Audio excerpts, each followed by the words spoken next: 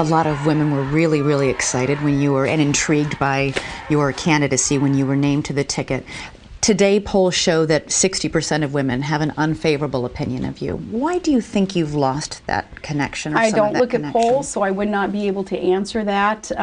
You would have to poll one of those females, ask them perhaps why anything has changed there.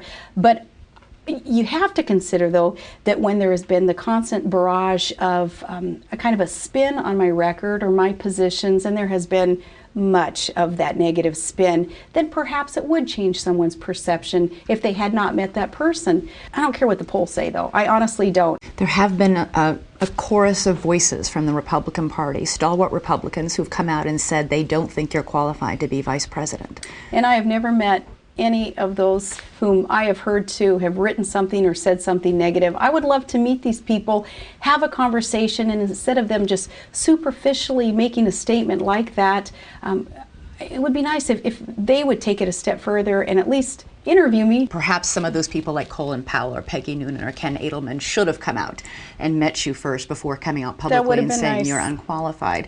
But what about the voters? I mean, why is there this lingering issue with you and this question about whether or not you have what it takes to be an effective vice president? I don't know, but there have been many underestimated persons who have been elected to office and have really been then provided the opportunity to prove the pundits wrong. Again, it's motivating for me to work that much harder, but I can't speak to the negative perception that somebody would have because, again, when I know who I am and I know the truth and I know my record, it's going to have to be me walking the walk, not just talking the talk, trying to correct it, but to prove who I am and what I stand for. If you could take a do-over in this campaign, what would it be?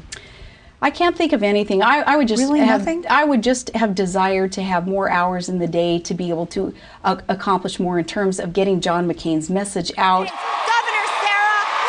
This past weekend, when Elizabeth Hasselbeck was campaigning with you, she said the campaign coverage of you had been deliberately sexist, and you seem to agree. I wanted to ask you, do you think the campaign coverage of you has been sexist? Oh, I think there's obviously been double standards there. I mean, talk about my wardrobe and never talking about the male candidate's wardrobe, or the questions posed to me of how will I be able to serve in office and still raise a family? I've never heard that asked of a male candidate. But I'm not going to complain about that, because if my skin isn't thick enough to take that as a candidate, I should not be even thinking of serving this nation as vice president. But is it a double standard? I mean, reporters certainly mocked John Edwards a lot for his $400 haircuts, and when the report did come out about the wardrobe purchase for your whole family, it was a lot of money, $150,000. Well, double standard or not, this is what we're dealing with. And I'd much rather be talking about the issues that are important to Americans, not the, and it wasn't $150,000. I never saw a final bill, but what the RNC purchased with staging, with lighting, with wardrobe for the family. And it's not our property. Just the clothes aren't, just like the staging and the lighting. It's not our property. That's returned, or it's in the belly of an airplane. That's not who we are even. It was convenient because we showed up for the convention with overnight bags, so it was convenient to have some tools there to be able to borrow. You are not going. Hillary Clinton did talk very candidly, and so did Geraldine Ferraro, other women who have been in this position and been under this amount of scrutiny, about what you call that double standard, about how all those questions and issues that a woman faces that a man doesn't. Just give me one example of the simple question that I'm asked often. Well, how would you raise a family serving in office, especially with a couple of young children? The only double standard here, hint, is that I have not heard that asked of male candidates. A lot of working mothers out there struggle with juggling all of it. You know, motherhood, the career. You're going for arguably the biggest career we have in this country. Have there ever been moments? I mean, I know when I'm traveling and I'm on the road, I miss bedtime with my two boys. Well, I probably miss the same things that the male candidates miss when they are not with their children for a day or two. But I've been very thankful in that my kids, for the most part, are with me. And of course, they're a phone call away also. But I'm very thankful that relying on my network of support at home with aunts and uncles and siblings, a lot of that network of help reassures me also. My kids are just fine. You are no stranger to politics. You know politics can be rough. Mm-hmm. Were you, however, surprised by the fact that people would show up outside of a hotel room of yours wearing T-shirts that said something vulgar about you, or that people would email your children saying, calling you words I can't even say on national television?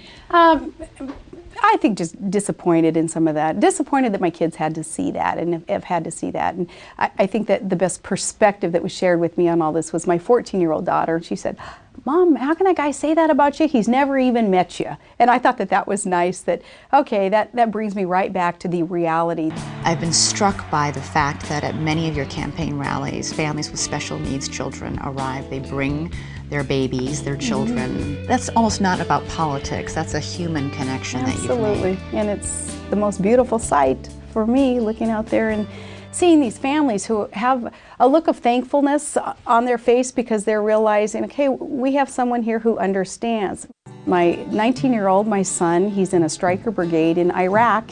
My son has a fifth of my heart over there with him in Iraq. He has my heart. And then my daughter, who is 18, and she and her fiance starting their own family. So, you know, you start ratcheting down the numbers even, and you realize that this isn't impossible. The logistics involved in family and being able to balance family and work life. Millions and millions of American women do this all over our country every day. When you use words like socialism, or say he's palling around with terrorists, or hanging out with a Palestinian professor, which you just said in the rally, you seem to be saying that he is un-American somehow, or might be dangerous Not somehow. at all. Not calling him un-American. There is nothing wrong, though, with calling someone out on their record, their associations. The association issue here, it's not mean-spirited, it's not negative campaigning, it's important and fair to the electorate. Do you think Senator Obama is as patriotic, as American, as honorable as John McCain? I am sure that Senator Obama cares as much for this country as McCain does. Now, McCain has a strong, solid track record of his, I think, some manifestations of the opportunities that he's had to prove that patriotism and that love for country. But no, I'm for the record stating no, that I'm not calling someone out on their love of country or level of patriotism. Okay, just one last question. Sure. If it doesn't go your way on Tuesday, 2012?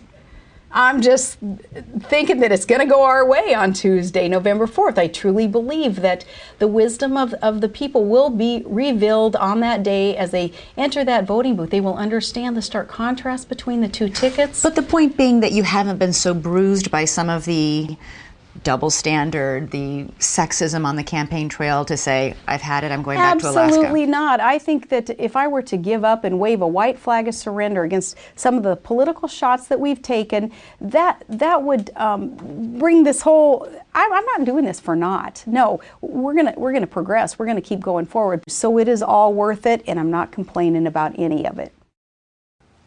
We invited Democratic Vice Presidential nominee Joe Biden to sit down with us, but he declined our invitation.